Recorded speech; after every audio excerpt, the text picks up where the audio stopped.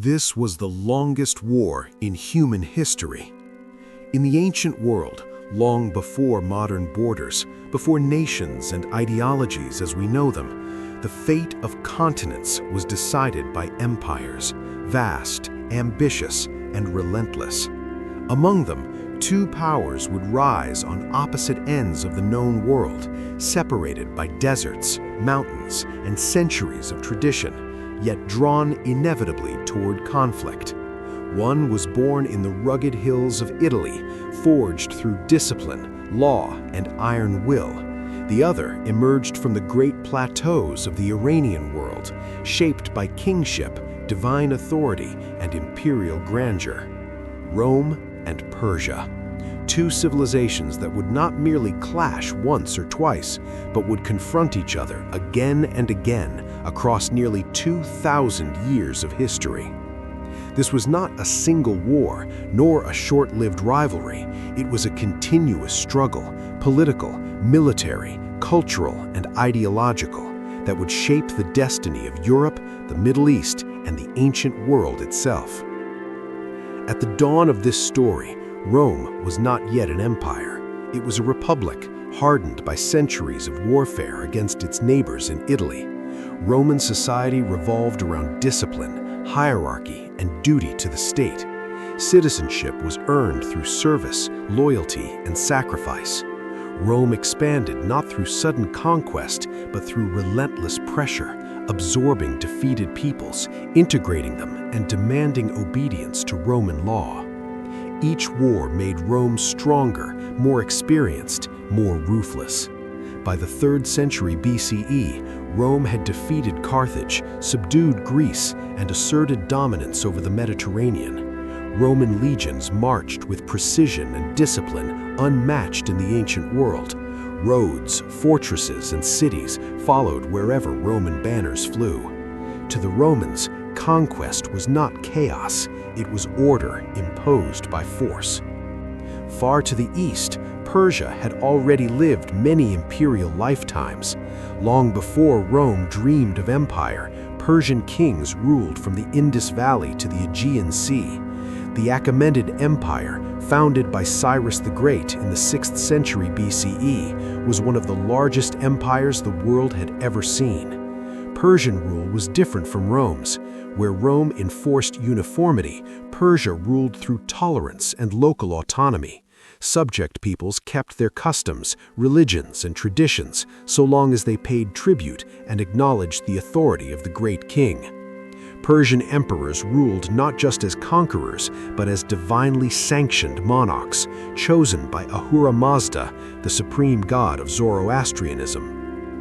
The empire was bound together by royal roads, couriers, and a centralized bureaucracy that allowed messages to cross continents in days rather than months. Though Alexander the Great shattered the Achaemenid Empire in the 4th century BCE, Persia did not disappear. Empires fell, but Persian civilization endured. From the ruins rose the Parthian Empire, a decentralized but formidable power dominated by aristocratic clans and elite cavalry. Parthian warriors were masters of mounted warfare, feared across the ancient world for their speed, mobility, and deadly accuracy with the bow. They fought differently than Rome.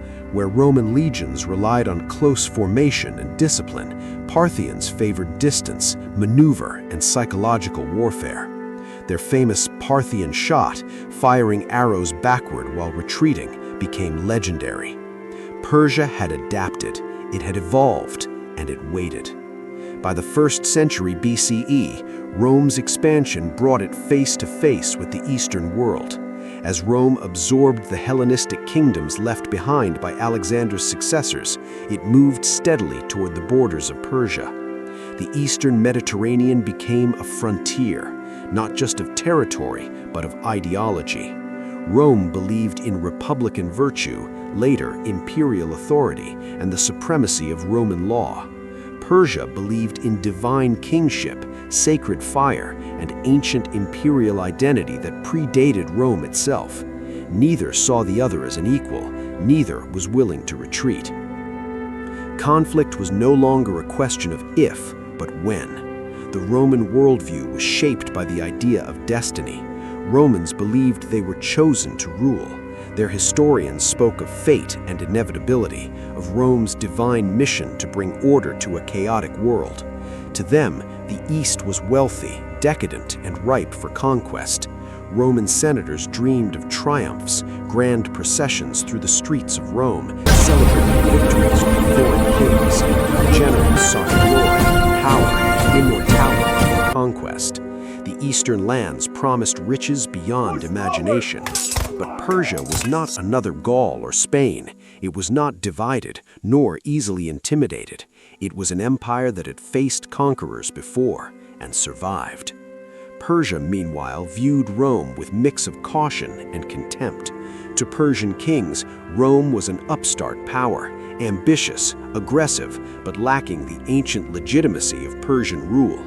The Persians had governed empires while Rome was still a collection of villages. Persian political thought emphasized balance between order and chaos, between the forces of good and evil. War was not just a struggle for land, but a cosmic conflict. The king was responsible for maintaining harmony in the world, and foreign invaders threatened that balance. Rome's advance into the east was not merely territorial, it was existential. As both civilizations expanded, they began to mirror each other in unexpected ways. Rome adopted Eastern customs, luxury, and even religious ideas. Persian courts absorbed elements of Hellenistic culture introduced by Alexander. Yet the deeper differences remained. Rome prized citizenship and law. Persia valued hierarchy and sacred kingship. Rome built legions of infantry. Persia relied on cavalry and aristocratic warriors. Rome sought direct control. Persia preferred influence through client rulers and buffer states. These contrasting systems would collide repeatedly, each exploiting the other's weaknesses, neither able to destroy the other completely. Between them lay a region that would become the blood-soaked heart of the rivalry: Mesopotamia, Armenia, Syria, and Levant. These lands were British, strategic, and endlessly contested. Cities rose and fell back and forth. Local populations were caught between two superpowers, forced to switch loyalties depending on who marched through their lands that year. For centuries, this frontier would never know peace. It became the most militarized zone of the ancient world, a place where diplomacy, betrayal, and war blended into a single, endless struggle. What made this rivalry unique was not just its duration, but its balance. Rome conquered vast territories, yet failed again and again to subdue Persia. Persia suffered defeats, internal strife, and invasions, yet always recovered. When one weakened, the other failed to capitalize fully. Their wars ended not in total destruction, but in exhausted truces and uneasy borders. This stalemate would frustrate emperors, drain treasuries, and consume generations of soldiers. Yet neither side could walk away. Their identities had become tied to the struggle itself. As Rome transitioned from republic to empire, the conflict deepened. Emperors now ruled with near-divine authority, mirroring Persian kings in power, if not in ideology. Military campaigns against Persia became tests of legitimacy. Victory meant glory, defeat meant humiliation, and sometimes death. Roman emperors who failed in the east risked rebellion at home. Persian kings who appeared weak invited rivals and usurpers. The war between Rome and Persia was not only fought on battlefields, but within the political systems of both empires. Religion would later fuel the fire. As Rome adopted Christianity and Persia upheld Zoroastrianism, the rivalry took on a sacred dimension. Each empire saw itself as the guardian of truth against false belief. Persecution, propaganda, and ideological warfare intensified the conflict. What had begun as a clash of power became a battle over identity, faith, and destiny. Yet at this early stage, none of this was fully visible. To contemporaries, Rome and Persia were simply two powerful states pursuing their interests. No one could foresee that their rivalry would outlast dynasties, religions, and entire eras of history. No one could know that future empires, Byzantine, Islamic, and European, would inherit the consequences of their struggle. But the foundation had been laid. Two superpowers now stood face to face. Each believed itself chosen. Each believed the other must eventually fall. This is the world before the storm, a world of rising empires, confident rulers, and fragile balance. A world where peace existed only in the pauses between wars.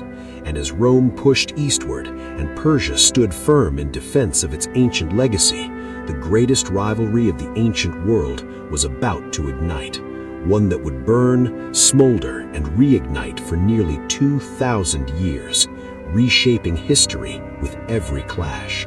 As Rome expanded eastward, confidence filled the halls of power. The Republic had crushed Carthage, subdued Greece, and absorbed the wealth of the Mediterranean. Roman generals began to believe that no army could stand against the disciplined might of the legions. To them, the East was rich and solid, powerful,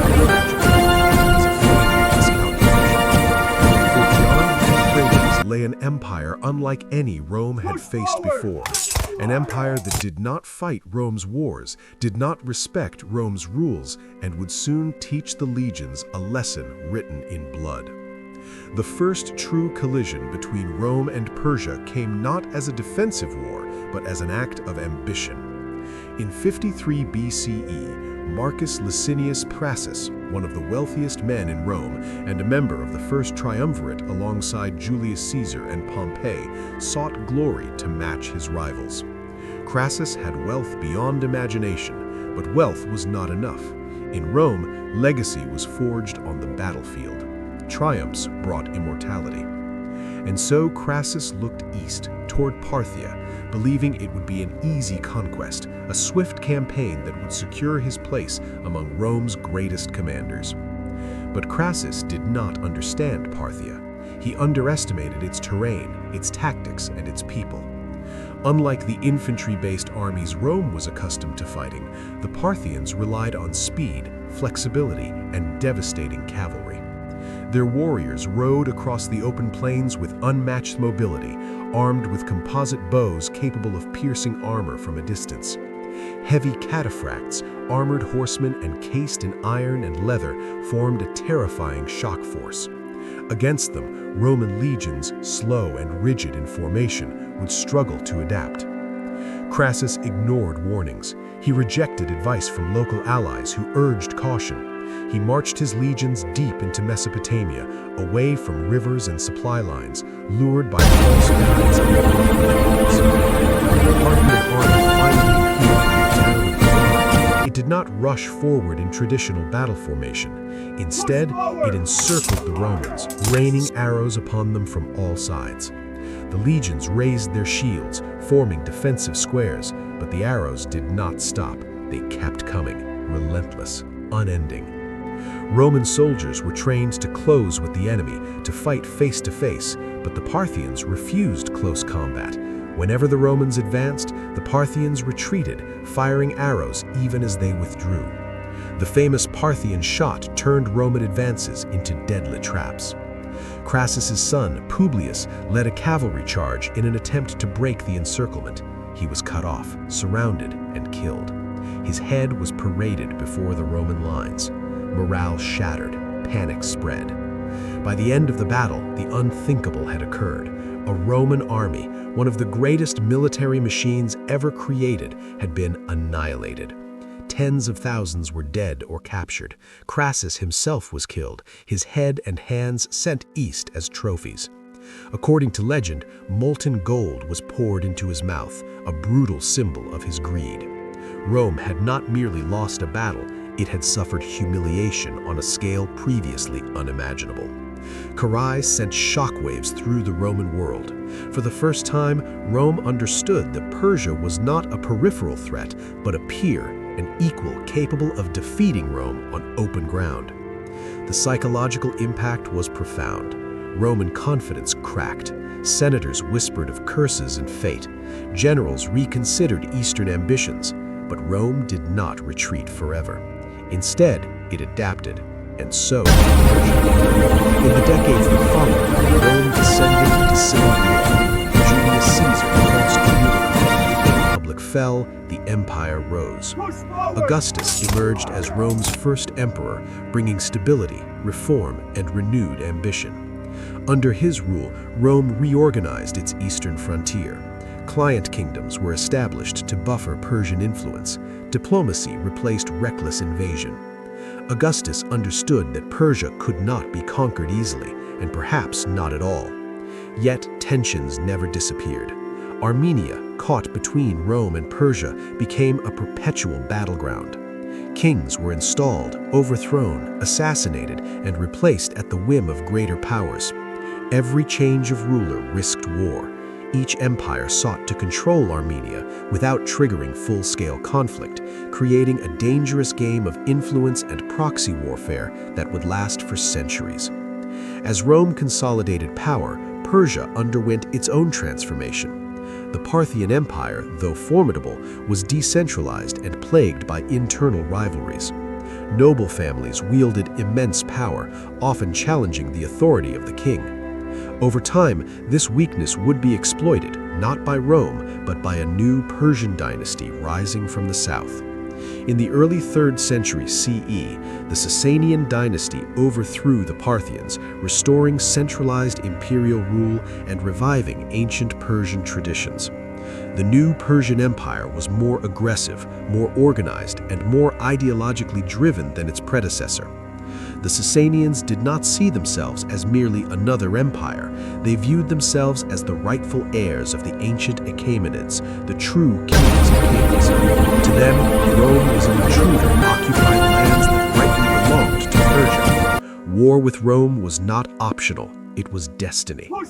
And so the conflict intensified. Roman emperors now faced a renewed Persian threat, one that matched Roman discipline with Persian fervor. Massive fortresses rose along the frontier. Legions were stationed permanently in the east. Cities like Antioch became military hubs bracing for invasion. Campaigns grew larger, bloodier, and more destructive. Entire regions were devastated repeatedly as armies marched back and forth, burning crops, besieging cities, and uprooting populations. One emperor after another sought decisive victory and failed. Roman forces captured Persian cities only to lose them again. Persian armies penetrated deep into Roman territory, sacking cities once thought secure. No war ended the rivalry, no treaty settled the dispute. Each conflict merely postponed the next. The frontier hardened into a permanent scar across the ancient world. For ordinary people, this endless war was a nightmare without an end. Farmers abandoned their lands, trade routes collapsed, towns were fortified or abandoned entirely. Generations grew up knowing nothing but conflict. The borderlands became zones of constant fear, where loyalty shifted with the tide of war and survival mattered more than allegiance. Yet, despite the destruction, neither empire collapsed. Both absorbed losses and endured. Rome's administrative efficiency and manpower sustained its armies. Persia's resilience and strategic depth preserved its sovereignty. Each learned from the other. Roman cavalry improved, Persian infantry adapted, siege warfare evolved, technology advanced, war became more sophisticated and more deadly. By the end of this phase, one truth was clear. Rome and Persia were locked in a struggle without precedent. Not a war of conquest, but a war of endurance. A contest between two civilizations too strong to destroy, yet too opposed to coexist peacefully. The stage was set for centuries of conflict still to come, wars that would shape emperors, religions, borders, and history itself. The clash that began at Carrhae had never truly ended. It had merely changed form. And as Rome and Persia stared across the frontier, armies poised, banners raised, one question remained unanswered. How long could two giants fight without bringing the ancient world down with them? By the 3rd century of the Common Era, the rivalry between Rome and Persia had evolved into something far more dangerous than border skirmishes or contested client kingdoms. It had become a struggle for survival, prestige, and legitimacy. Both empires now believed that dominance in the East defined imperial greatness. Peace was no longer a stable condition, it was merely a pause between wars. As Roman emperors rose and fell with alarming speed, and Persian kings consolidated divine authority under the Sasanian dynasty, the frontier erupted into one of the most violent periods in ancient history. The Sassanians transformed Persia into a centralized war state. Their kings ruled as sacred monarchs, crowned in elaborate ceremonies that symbolized cosmic order itself. Fire temples burned across the empire, reinforcing the conflict between religion and authority. Persian armies reorganized into a disciplined force, combining heavy cavalry, infantry, and advanced siege techniques. Massive fortifications protected strategic cities like Ctesiphon, while mobile armies stood ready to strike deep into Roman territory. This was no longer the flexible aristocratic Parthian confederation. This was a reborn empire determined to reclaim what it saw as stolen lands. Rome, meanwhile, faced internal crisis. Political instability weakened the imperial system. Emperors were proclaimed by armies, murdered by rivals, and replaced in rapid succession. Plague ravaged the population. Inflation weakened the economy. Yet, despite these pressures, Rome could not afford to retreat from the east. The eastern provinces were among the richest in the empire. Losing them would mean the collapse of imperial authority. And so, even as chaos consumed Rome from within, the legions marched east again and again. The wars intensified in scale and brutality. Persian armies crossed the Euphrates, capturing city after city. Roman forces retaliated, marching deep into Mesopotamia. Cities that had once been centers of culture and trade became fortresses, repeatedly besieged and rebuilt. Antioch, one of the greatest cities of the Roman world, was sacked multiple times. Entire regions were depopulated as civilians fled advancing armies. War was no longer episodic, it was constant. Then came a moment that stunned the ancient world. In 260 CE, the unthinkable happened. The Roman Emperor Valerian marched east to confront Persian King Shapur I. Confident in Rome's might, Valerian advanced into Persian territory, only to be surrounded by the city of Edessa. The Roman army collapsed, and Valerian was captured alive. Never before had a Roman emperor been taken prisoner by a foreign enemy. For Persia, this was a triumph of cosmic significance. Shapur I immortalized the victory in monumental reliefs carved into stone, depicting the Roman emperor kneeling before the Persian king. According to later accounts, Valerian was humiliated, used as a footstool, and ultimately died in captivity. Whether these stories were exaggerated or not, the symbolic damage was undeniable. Rome's aura of invincibility shattered. The world watched as Persia demonstrated its superiority, not just militarily, but ideologically. Rome teetered on the edge of collapse. Provinces rebelled, breakaway states formed. Persian armies pressed deeper into Roman territory, threatening the heart of the Eastern Empire. Yet, once again, Rome refused to die. New leaders emerged, military reforms strengthened the legions, defensive strategies replaced reckless expansion. Fortified borders and mobile field armies allowed Rome to absorb Persian blows without breaking entirely. The conflict entered a new phase, one defined by endurance rather than conquest. Campaigns became massive undertakings, involving tens of thousands of troops, months of marching, and brutal sieges.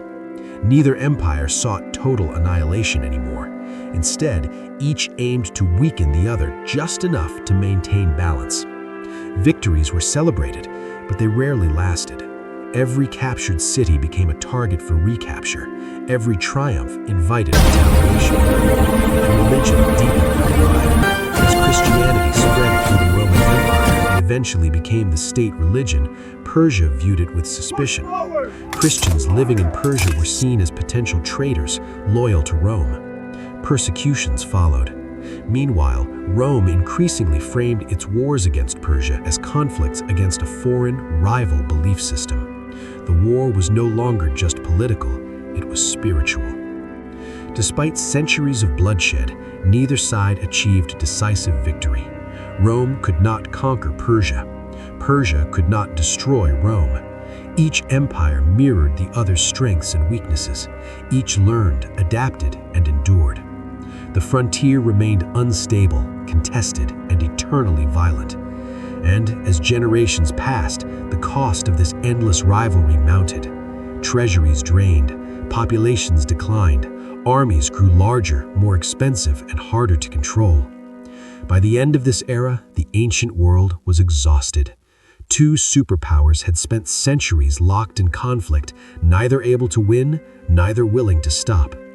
The war between Rome and Persia had become a permanent feature of history, a grinding struggle that shaped everything around it. And yet, even greater upheaval was still to come. For as these two giants clashed endlessly, a new force was rising on the horizon, one that would exploit their exhaustion and change the balance of power forever. By the 4th and 5th centuries, the war between Rome and Persia had hardened into an eternal struggle, etched into the very identity of both empires. This was no longer a rivalry driven by ambition alone, but by memory, pride, and fear passed down through generations. Every emperor inherited not just a throne, but an unfinished war. Every Persian king ascended with the expectation that Rome would one day challenge him and that he must answer in kind. Peace treaties were signed, borders drawn, hostages exchanged, yet everyone understood the truth. None of it would last. The frontier lived under constant tension, where the silence of peace was merely the breath drawn before the next storm. The Roman world itself had changed. The empire was now divided, and the eastern half carried the burden of defending civilization against Persia. Constantinople stood as a monumental symbol of this shift, its massive walls, strategic location, and imperial grandeur announcing that Rome's heart now bet in the east. From this city, emperors directed campaigns, negotiated truces, and prepared endlessly for war. The Eastern Roman Empire became a state permanently mobilized, its economy, bureaucracy, and military intertwined in preparation for conflict with Persia. Across the frontier, the Sassanian Empire stood as a mirror image of Roman power. Its kings ruled as sacred monarchs, crowned in ceremonies that linked their authority to the divine order of the universe. Persian identity was deeply tied to the idea of cosmic struggle between truth and falsehood, order and chaos. War against Rome was not simply political, it was righteous. Persian armies marched with priests and symbols of divine favor, reinforcing the belief that victory was not just possible, but destined. The battles of this era were colossal in scope and devastating in consequence. Entire provinces became battlefields. Siege warfare reached new levels of sophistication and cruelty. Persian engineers mastered the art of undermining walls, deploying massive siege towers and battering rams. Roman defenders responded with layered fortifications, artillery, and scorched earth tactics. Cities like Dara, Nisibis, and Antioch became legendary strongholds, changing hands multiple times, their populations suffering repeated cycles of destruction and rebuilding. Antioch, one of the greatest cities of the Roman world, was sacked multiple times. Entire regions were depopulated as civilians fled advancing armies. War was no longer episodic, it was constant. Then came a moment that stunned the ancient world. In 260 CE, the unthinkable happened. The Roman Emperor Valerian marched east to confront Persian King Shapur I. Confident in Rome's might, Valerian advanced into Persian territory, only to be surrounded near the city of Edessa. The Roman army collapsed. Valerian was captured alive. Never before had a Roman emperor been taken prisoner by a foreign enemy. For Persia, this was a triumph of cosmic significance. Shapur I immortalized the victory in monumental reliefs carved into stone, depicting the Roman emperor kneeling before the Persian king. According to later accounts, Valerian was humiliated, used as a footstool, and ultimately died in captivity. Whether these stories were exaggerated or not, the symbolic damage was undeniable. Rome's aura of invincibility shattered. The world watched as Persia demonstrated its superiority not just militarily, but ideologically. Rome teetered on the edge of collapse. Provinces rebelled, breakaway states formed. Persian armies pressed deeper into Roman territory, threatening to harm the Eastern Empire. Yet, once again, Rome refused to die. New leaders emerged. Military reforms strengthened the legions. Defensive strategies replaced reckless expansion. Fortified borders and mobile field armies allowed Rome to absorb Persian blows without breaking entirely. The conflict entered a new phase, one defined by When the centuries-long struggle between Rome and Persia finally reached its end, it did not conclude with a single decisive battle, a clear victor, or a triumphant empire standing alone. Instead, it faded into history through exhaustion, transformation, and irreversible change. The aftermath of this rivalry reshaped the ancient world in ways far deeper than shifting borders or fallen cities. What remained was a legacy carved into institutions, cultures, religions, and collective memory, one that would influence civilizations long after both empires ceased to exist in their original forms. The war between Rome and Persia had become more than a sequence of conflicts. It was a force that molded the very structure of Eurasian civilization. For Rome, the endless struggle fundamentally altered the nature of the empire. Constant warfare against a rival of equal strength forced Rome to evolve from an expansionist conqueror into a defensive superpower. The dream of universal dominion gradually gave way to the necessity of survival. Massive bureaucratic systems were created to sustain permanent armies. Taxation increased. Administration became centralized and increasingly authoritarian. Emperors ruled less as first citizens and more as sacred monarchs, mirroring Persian kingship once despised. The Roman state transformed into a war machine designed not to conquer endlessly, but to endure endlessly. The military itself changed forever. Early Roman legions, once symbols of unstoppable infantry dominance, became part of a far more complex system of defense. Cavalry units expanded, influenced by Persian heavy horsemen. Border troops were stationed permanently along frontiers, while mobile field armies were created to respond to sudden invasions. Fortifications multiplied across the landscape. Walls, towers, fortified cities, turning entire regions into militarized zones. Warfare was no longer seasonal or episodic. It became a permanent condition of imperial life. Persia, too, was transformed by the rivalry. The Sasanian Empire reinforced a vision of kingship rooted in divine authority and cosmic order. The Persian king was not merely a ruler, but the guardian of truth against chaos. This ideology justified endless war as a sacred duty. Persian administration became more centralized, its military more disciplined, and its identity more sharply defined in opposition to Rome. Yet this rigid structure came at a cost. Continuous mobilization drained resources, intensified internal tensions, and left the empire vulnerable once its strength finally faltered. For the lands caught between these two powers, the consequences were devastating. Mesopotamia, Armenia, Syria, and the Levant became perpetual battlegrounds. Cities were besieged repeatedly, populations displaced, farmlands abandoned. Entire generations grew up knowing only war. Trade routes that once connected the Mediterranean to Central Asia were disrupted. Networks that had sustained prosperity for centuries. Urban life declined in many regions, replaced by fortified settlements and rural survival. One of the most profound impacts of the Rome-Persia rivalry was cultural and religious transformation. As Rome adopted Christianity and Persia upheld Zoroastrianism, the conflict gained a spiritual dimension that hardened identities and deepened hostility. religious communities along the frontier were increasingly persecuted, suspected of loyalty to the enemy. Faith became intertwined with politics, loyalty, and warfare. This fusion of religion and empire would echo through history, shaping later conflicts and influencing the rise of new religious states. Yet even amid hostility, exchange never ceased. Roman and Persian worlds influenced each other in subtle but lasting ways.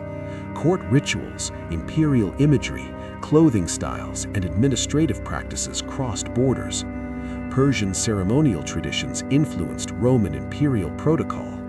Roman legal concepts and urban planning left marks across the East. Art, architecture, and symbolism blended, creating hybrid cultures in frontier regions. The rivalry did not create isolation, it created interaction under pressure. Perhaps the greatest consequence of the 2,000-year conflict was exhaustion. By the early 6th century, both empires were shells of their former strength. Decades of total war had drained treasuries, reduced populations, and shattered morale. Armies were stretched thin, cities lay in ruins, and the peninsula, unified by faith and driven by purpose, it encountered two empires unable to recover in time. Persia collapsed entirely. Rome lost vast territories it would never regain. The ancient balance of power that had defined the world for centuries vanished almost overnight. And yet, Rome and Persia did not disappear without legacy. Their institutions, ideas, and cultural frameworks lived on within the civilizations that replaced them. Islamic governance absorbed Persian administrative models. Byzantine statecraft influenced medieval Europe. Borders drawn through centuries of conflict shaped the political geography of the Middle East. The concept of empire itself, centralized authority, sacred legitimacy, standing armies, was inherited from their long struggle. The war between Rome and Persia was not a story of victory or defeat. It was a story of endurance, adaptation, and consequence. Two empires locked in a struggle neither could win, yet neither could abandon. Their rivalry proved that power alone cannot secure permanence, that endless war consumes even the mightiest civilizations, and that history often ends not with triumph, but with transformation. In the ruins left behind, new worlds were born, new religions rose, new empires emerged, but beneath them all lay the imprint of Rome and Persia, two giants whose conflict shaped the ancient world and whose legacy continues to influence ours. This was not just a war of armies, but a war of civilizations, fought across centuries, written in blood, stone, and memory, and longest and most consequential rivalries in human history. As the centuries-long rivalry between Rome and Persia drew to a close, the aftermath left a world profoundly transformed, a tapestry of devastation and adaptation, where the echoes of centuries of conflict resonated in every city, town, and countryside, and where both empires, once towering giants of political and military might, faced the slow attrition of exhaustion rather than the dramatic collapse of sudden defeat, leaving a landscape starred by war, yet teeming with the resilience of human adaptation and the endurance of culture, administration, and innovation. The Eastern Roman Empire, having endured wave after wave of Persian campaigns and border incursions, was forced to reassess every aspect of its governance and military infrastructure, as the loss of Egypt, Syria, Mesopotamia, and large parts of the Levant deprived Constantinople not only of critical grain shipments, wealth, and manpower, but also of vital urban centers that had once served as administrative hubs, military staging grounds, and nodes of cultural exchange, leaving the empire to grapple with a strategic contraction that demanded unprecedented logistical planning, fiscal reform, and military innovation. Within Constantinople, the heart of the empire, administrators faced daily crises. Treasury officials calculated dwindling revenues from a shrinking empire. Military commanders coordinated limited legions across multiple threatened frontiers, and engineers oversaw the fortification of walls and the construction of defensive towers along vital trade routes, rivers, and passes, ensuring that even as territorial control receded, the empire retained enough resilience to survive further incursions. Citizens experienced these changes intimately as conscription became more rigorous, taxation more exacting, and urban planning shifted to prioritize defensive fortifications over civic beauty, with once grandiose public spaces repurposed as defensive bastions, markets reorganized to facilitate military supply, and neighborhoods reinforced against siege and sudden raids, illustrating a society adapting in real time to centuries of pressure. The military itself, long tested against the tactical brilliance and mobility of the Persian heavy cavalry and mounted archers, underwent a profound transformation, incorporating increased cavalry units, developing layered defenses in key cities, and establishing rapid response field armies capable of countering the sudden raids that had historically devastated Roman outposts, while logistics officers meticulously organized supply lines to ensure that even the most distant garrisons could remain provisioned during extended campaigns, innovations that would define Byzantine military doctrine for centuries. Commanders studied every previous encounter with Persian forces, recording lessons learned in both strategy and administration, leading to advances in battlefield communication, the integration of siege engines, the construction of fortified supply depots, and the use of intelligence networks to predict enemy movements, creating a military machine finely tuned to survive decades of constant engagement, even as the empire itself shrank in geographic size and political ambition. At the same time, the story of Rome versus Persia, fought over 2 millennia, might have seemed destined to vanish into the dust of history had it not been for the tireless work of generations of archaeologists and historians who, over centuries, painstakingly unearthed the cities, fortresses, roads, and battlefields that once bore witness to this epic rivalry. From the bustling urban centers of Rome itself, with its monumental forums, sprawling amphitheaters, and meticulously engineered roads, to the strategic fortifications of the eastern provinces, each dig has revealed the lifeblood of civilizations that stood at the forefront of human ingenuity and military might. In places like Antioch, Edessa, and Zeugma, archaeologists have uncovered layers of destruction and rebuilding, traces of sieges and burned palaces, each stratigraphic layer telling a story of conquest, resilience, and adaptation, preserving fragments of what life was like for soldiers, merchants, administrators, and ordinary citizens as they navigated the constant shadow of war. Excavations in Anatolia, such as those at Hattusa, Ephesus, and the lesser-known fortresses along the eastern frontiers, reveal a sophisticated network of walls, watchtowers, and military roads, engineered to withstand both sudden raids and prolonged sieges, while inscriptions, reliefs, and personal artifacts like weapons, jewelry, and household items offer intimate glimpses into the human experience behind these grand military narratives. Coins, pottery shards, and amphorae unearthed in these regions provide not only economic context, but also evidence of extensive trade networks that persisted even amidst repeated disruptions caused by conflict, demonstrating that commerce, culture, and daily life endured in parallel with the cycle of war in the region. The layering of these sites, some abandoned, some rebuilt multiple times over centuries, illustrates a rhythm of destruction and regeneration, showing how urban centers adapted to the threats posed by constant conflict, whether by reinforcing walls, redesigning streets for defense, or creating emergency granaries and cisterns to sustain populations during sieges. Archaeologists have also uncovered evidence of Roman legions stationed along the frontier, including temporary camps, barracks, and supply depots, offering unprecedented insight into the organization, discipline, and daily routines of soldiers who not only defended the empire, but also acted as agents of Romanization, spreading architectural styles, administrative practices, and material culture into newly conquered or contested regions.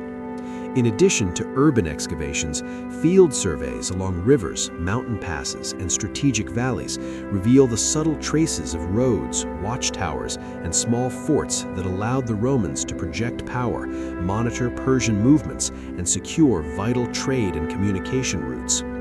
These discoveries, painstakingly cataloged and analyzed, provide a dynamic view of the empire's infrastructure, revealing both the grandeur of monumental architecture and the practical genius of military logistics. In the eastern Mediterranean, sites like Palmyra, Zeugma, and Dura Europos offer even more intimate portraits of life under the shadow of empire, where cosmopolitan populations navigated the interplay of Roman authority, Persian threat, and local cultural traditions. Wall paintings, inscriptions, and everyday artifacts illuminate social hierarchies, religious practice, and economic exchange, revealing a complex society constantly adapting to the pressures of frontier life while maintaining rituals of trade, faith, and family. In this way, the excavations in Rome and the eastern Mediterranean have not merely unearthed ruins, they have brought to life the resilience, ingenuity, and human experience of civilizations forged in the crucible of centuries-long confrontation, allowing modern viewers to imagine the drama, strategy, and lived reality behind historical accounts. Across the Fertile Crescent, archaeologists have uncovered the rich legacy of Persian civilization, particularly the Sasanian Empire and its Achaemenid predecessors, whose administrative genius, urban planning, and military organization left an indelible mark on world history. Excavations at Persepolis, Scythoson, Bishapur, and other key sites reveal majestic palaces, ceremonial halls, and intricate reliefs depicting kings, courtiers, and soldiers, highlighting the centrality of royal authority and the sophisticated symbolism employed to legitimize and glorify rule. The monumental arch of Scythoson, still partially standing, conveys the architectural ambition and technical prowess of the Persians, while smaller settlements and fortifications uncovered in Mesopotamia, Khuzestan, and the Zagros Mountains illustrate a carefully managed network of urban and rural centers designed to secure resources, maintain communication, and project power across a vast and diverse empire.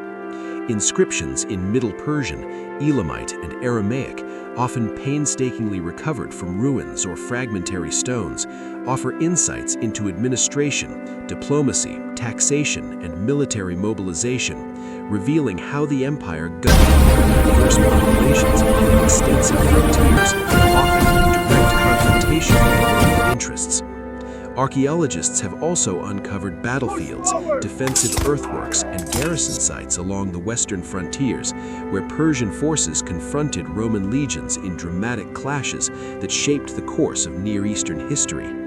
Excavations reveal not only the scale of military organization, but also the human cost of prolonged warfare, with mass graves, evidence of burned cities, and disrupted agricultural zones, highlighting the impact on civilian populations, whose lives were continuously reshaped by the movements of armies, taxation pressures, and the cycles of destruction and rebuilding.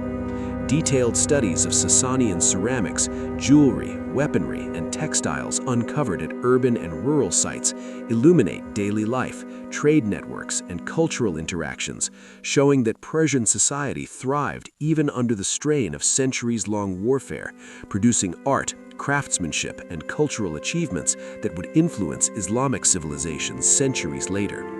These discoveries allow historians and archaeologists to reconstruct the rhythms of Persian urban life, military logistics, and statecraft, highlighting the remarkable endurance of a civilization that, despite repeated setbacks, maintained a coherent administrative, cultural, and ideological identity.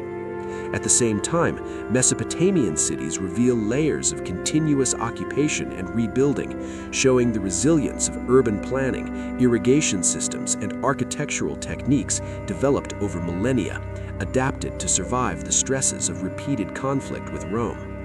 Fortifications along key river crossings, such as the Euphrates and Tigris, demonstrate the strategic understanding of terrain and foresight of engineers who prepared the empire to resist not only direct military incursions, but also indirect pressures, such as supply disruptions, raids, and political unrest. These archaeological findings, combined with numismatic evidence, trade records, and inscriptions, provide a detailed picture of a sophisticated civilization navigating the pressures of long-term rivalry, demonstrating both the fragility and resilience inherent in sustaining a multi-ethnic, multi-religious empire in constant engagement with a formidable adversary.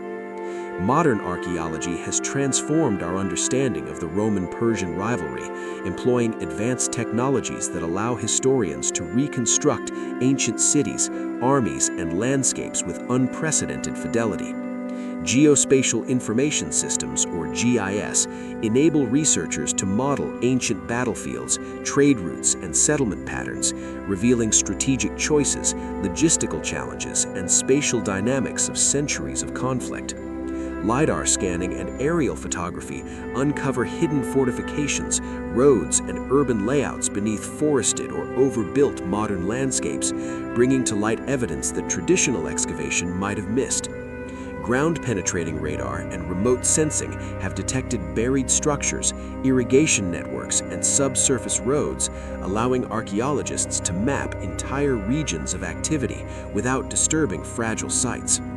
In underwater archaeology, submerged harbors, shipwrecks, and river crossings in the Mediterranean, Persian Gulf, and Mesopotamian rivers have yielded extraordinary insights into naval logistics, trade patterns, and amphibious campaigns, revealing how both empires projected power across waterways, maintaining supply chains, and executing maritime operations critical to sustaining long-term campaigns. These digital 3D reconstructions of cities like Persepolis, Scythoson, Constantinople, and Antioch allow historians, students, and audiences to visualize urban density, fortification layers, ceremonial spaces, and military architecture, providing immersive understanding of how civilians and soldiers experienced these spaces. In addition, artifact analysis using techniques like metallurgical studies, isotopic analysis, and residue analysis reveal the origin of materials, trade connections, dietary habits, and technological sophistication, giving a holistic picture of how economies and societies adapted to constant wartime pressures. These technological innovations not only provide clarity about logistics and military strategy, but also allow historians to interpret cultural, religious, and social dynamics that cannot be inferred from textual records alone, offering a multi-dimensional view of the human experience behind the centuries of conflict. Despite centuries of excavation, as the dust settled over centuries of relentless conflict between Rome and Persia, the echoes of war reverberated far beyond the battlefields, leaving an indelible imprint upon history, culture, and human consciousness, and raising questions that continue to captivate scholars, archaeologists, and history enthusiasts alike. The legacy of these empires, forged in the crucible of rivalry, is not merely found in the ruins of fortresses, the inscriptions on stone, or the coins and artifacts recovered from abandoned cities. It lives on in the very ways societies understood power, governance, diplomacy, and survival, revealing a story that is as much about human endurance and ingenuity as it is about empires clashing across vast and contested territories. Every city that survived, every road that remained in use, every river crossing and fortified hilltop tells a story of adaptation, resilience, and the unyielding drive to rebuild after destruction, reminding us that history is not only written in grand victories or catastrophic defeats, but also in the quiet, persistent efforts of ordinary people to sustain life amidst upheaval. The ruins of Constantinople, Ctesiphon, Antioch, Persepolis, and countless smaller settlements are silent witnesses to this legacy. Each layer of rubble, each fragment of fresco or inscription, a testament to both the grandeur of civilizations that once dominated the Mediterranean and Near Eastern worlds, and the human costs of their prolonged confrontation. Yet these remnants, while illuminating, also underscore the profound mysteries that survive alongside the evidence. The precise motivations of emperors and shahs, the intimate experiences of soldiers and civilians, the full extent of trade, communication, and cultural exchange, and the subtle, often intangible ways in which centuries of conflict reshaped societies, norms, and identities. In this sense, the Rome-Persia rivalry exemplifies the paradox of history. The more we uncover, the more we realize how much remains unknown. How many stories have vanished with the sands of time, and how history is as much a process of discovery as it is a record of what once was. Even as archaeological and historical scholarship has illuminated aspects of these empires, each new discovery seems to raise further questions, challenging previous assumptions and inspiring debates that bridge continents, disciplines, and centuries. Excavations in Roman frontier cities along the Euphrates, Mesopotamian plains, and Anatolian passes reveal not only military installations and urban planning, but also the nuanced interactions between conquerors and local populations, highlighting a complex web of influence, negotiation, and cultural assimilation that complicates the simplistic narrative of a binary conflict between Rome and Persia. Similarly, Persian fortresses, palaces, and rural settlements uncover details about administrative sophistication, social hierarchy, and economic networks, illustrating that these empires were not solely defined by warfare, but also by their capacity to govern, innovate, and adapt in the face of repeated crises. Coin hoards, inscriptions, ceramics, and textiles provide further evidence of sustained trade, diplomacy, and cultural exchange that persisted despite centuries of intermittent conflict, reminding us that human society has always been resilient, finding ways to flourish even amidst the disruptions of war.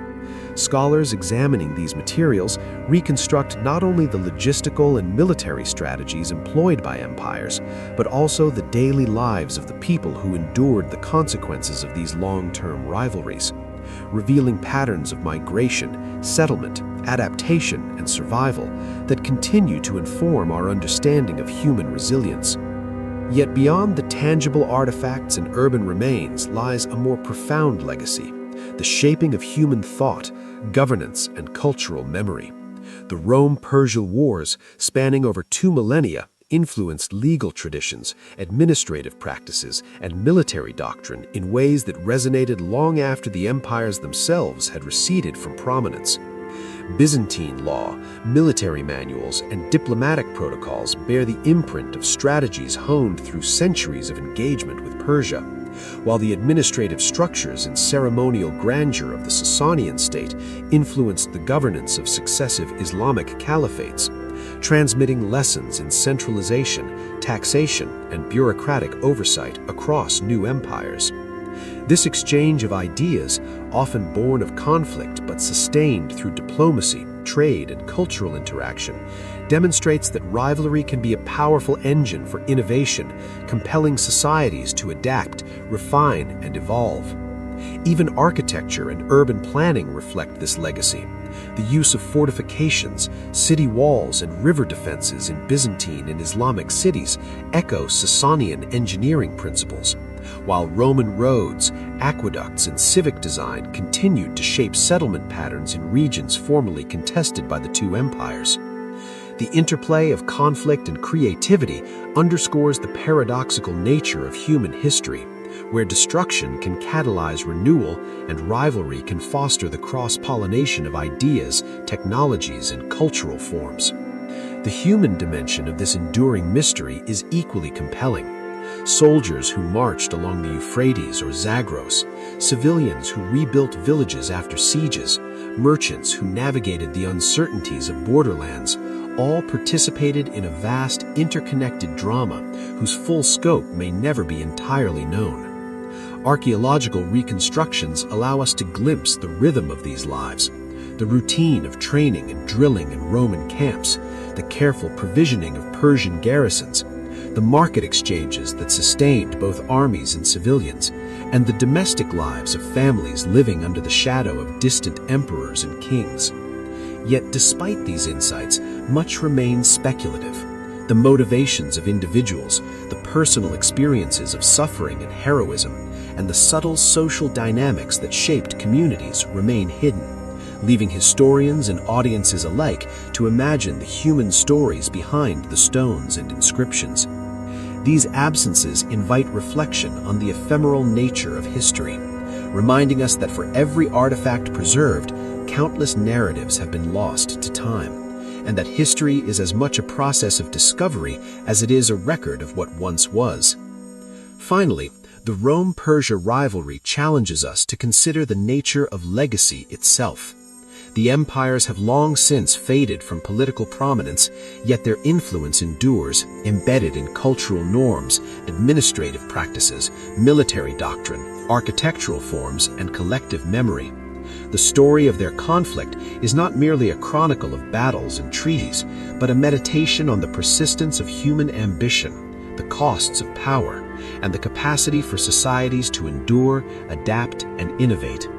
The enduring mystery lies in the interplay between what is tangible and what is lost, between the monumental achievements of states and the fleeting experiences of individuals, between the certainties recorded in stone and the uncertainties whispered through generations.